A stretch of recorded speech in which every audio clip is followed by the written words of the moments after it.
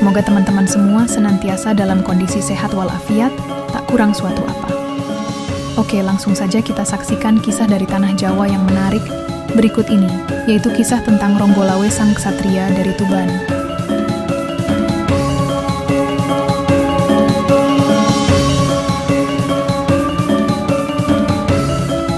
Ronggolawe adalah putra Arya Wiraraja yang sangat berjasa dalam merintis pendirian kerajaan Majapahit. Dia bersama ayahnya yang menjabat Bupati Sumenep di Pulau Madura, datang membantu Raden Wijaya yang sedang membuka hutan tarik. Dari hutan itulah, akhirnya berdiri kerajaan Majapahit. Ronggolawe juga ikut menjadi panglima perang saat Raden Wijaya menyerang kerajaan Kediri. Ronggolawe berada dalam pasukan yang menggempur benteng timur Kediri, bahkan berhasil membunuh Sagarawinotan yang merupakan pemimpin benteng tersebut. Setelah Kediri runtuh, Raden Wijaya kemudian mendirikan kerajaan pada tanggal 12 November 1293. Raden Wijaya menunjuk Ronggolawe sebagai Adipati Tuban, wilayah taklukan Majapahit di pesisir pantai utara. Namun, keputusan raja tersebut tidak memuaskan Ronggolawe. Ia merasa seharusnya mendapatkan posisi yang lebih baik. Kekesalan Ronggolawe semakin memuncak lantaran Raden Wijaya mengangkat Nambi sebagai Rakyan Patih atau Perdana Menteri. Rakyan Patih adalah jabatan paling tinggi dalam struktur pemerintahan kerajaan Majapahit di bawah raja.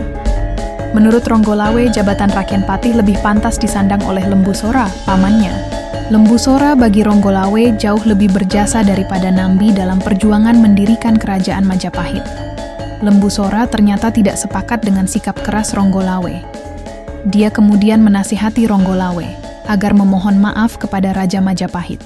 Namun Ronggolawe enggan dan memilih keluar dari istana, tetapi tidak langsung kembali ke Tuban, melainkan menantang Nambi sebagai pembuktian siapa yang paling dikdaya. Tak disangkanya ternyata paman Lembusora yang keluar dan membuat terkejut dirinya. Di depan pamannya, Ronggolawe mengatakan bahwa dia menyesal atas tindakannya dan akhirnya kembali ke Tuban. Di Majapahit, sebagian pasukan kerajaan yang pernah di bawah kepemimpinan Ronggolawe secara diam-diam pergi ke Tuban dan memilih setia pada tuannya. Akan tetapi rencana tersebut diketahui pihak kerajaan dan menganggap itu adalah upaya makar. Melihat situasi tersebut, salah satu halayuda bernama Mahapati berusaha memanfaatkan kekacauan dengan melontarkan hasutan. Mahapati melaporkan bahwa Ronggolawe sedang menyusun pemberontakan dan meminta izin kepada Nambi untuk menyerangnya. Pasukan Majapahit kemudian mengejar prajurit yang menyusul Ronggolawe. Pada akhirnya keributan tidak dapat dihindari, pertempuran itu terjadi di tepi Sungai Brantas, dan kemenangan di pihak Majapahit. Namun, pasukan yang selamat melewati Sungai Brantas melaporkan kejadian tersebut pada Ronggolawe. Berangkatnya sebagian, pasukan Majapahit ke Tuban adalah para prajurit yang setia terhadap Ronggolawe. Namun, keberangkatan mereka tidak diketahui oleh Ronggolawe. Bahkan Ronggolawe sendiri tidak pernah terpikirkan akan hal itu. Ronggolawe baru mengetahui dari pasukan yang selamat dari pertempuran yang berada di Sungai Brantas.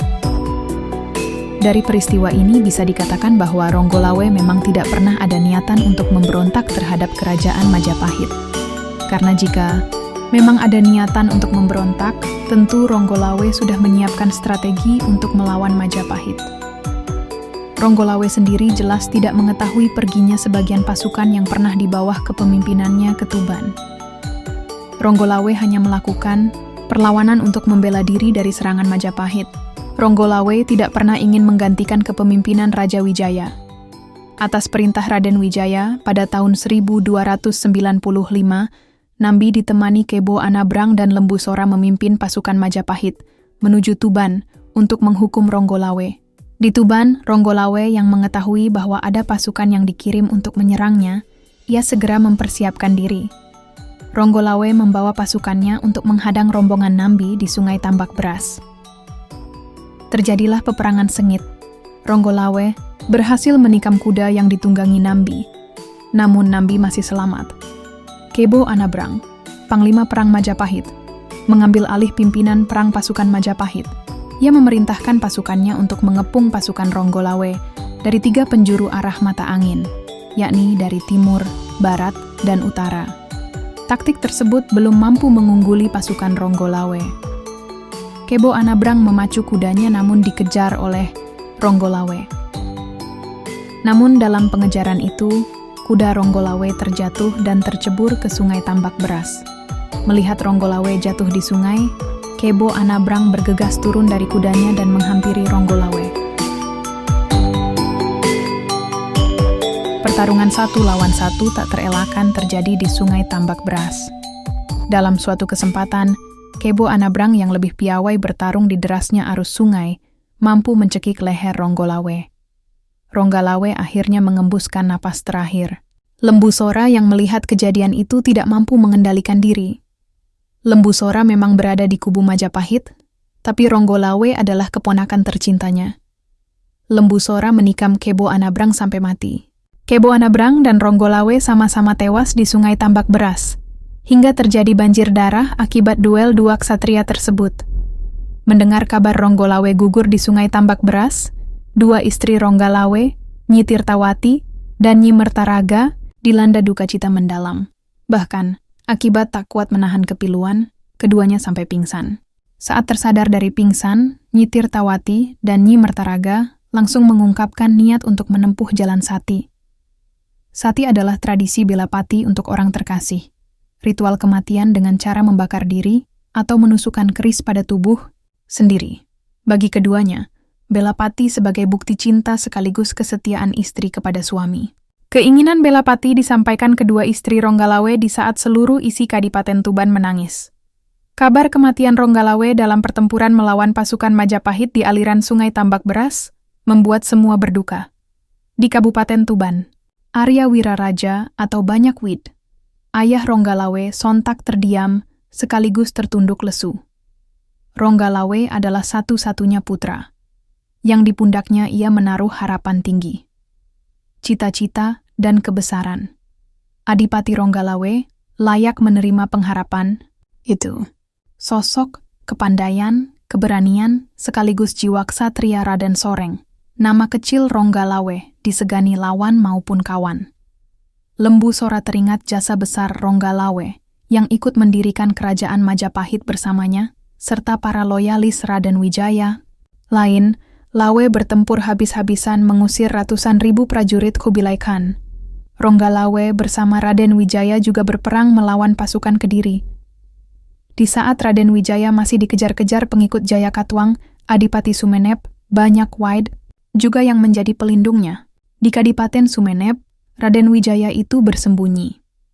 Atas saran Banyak Wid juga, Raden Wijaya memperoleh hutan tarik yang kelak berdiri kerajaan Majapahit. Banyak Wid hanya bisa tertegun dan merenung. Ronggolawe, putranya telah gugur secara tragis. Mati dengan cap sebagai pemberontak karena melawan kerajaan Majapahit. Kerajaan yang ia pernah ikut mendirikannya. Sementara itu kedua istri Ronggolawe menyatakan tekad berbela pati menyusul suaminya.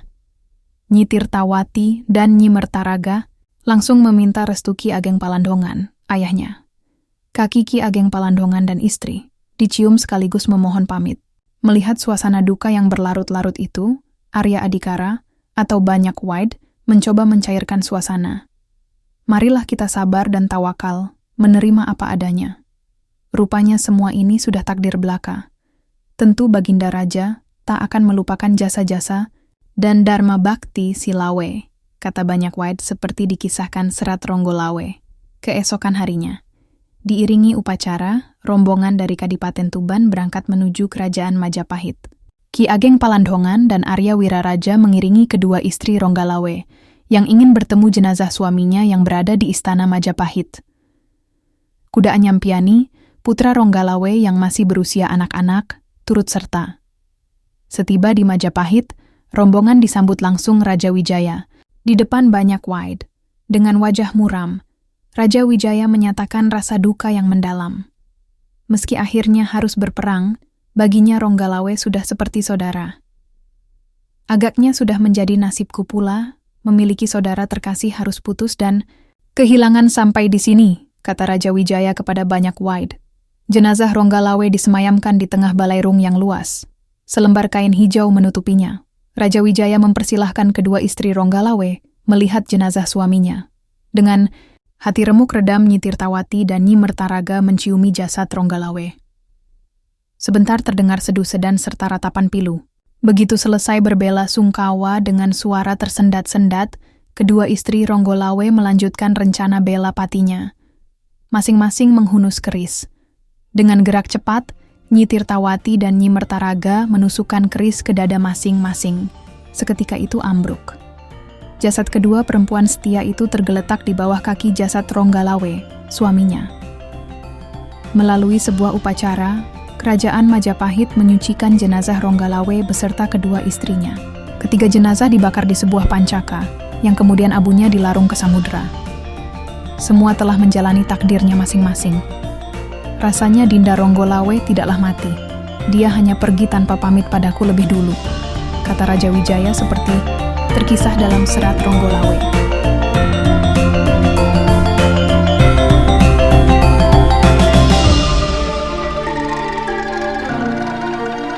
Demikian kisah tentang Ronggolawe dari Tuban.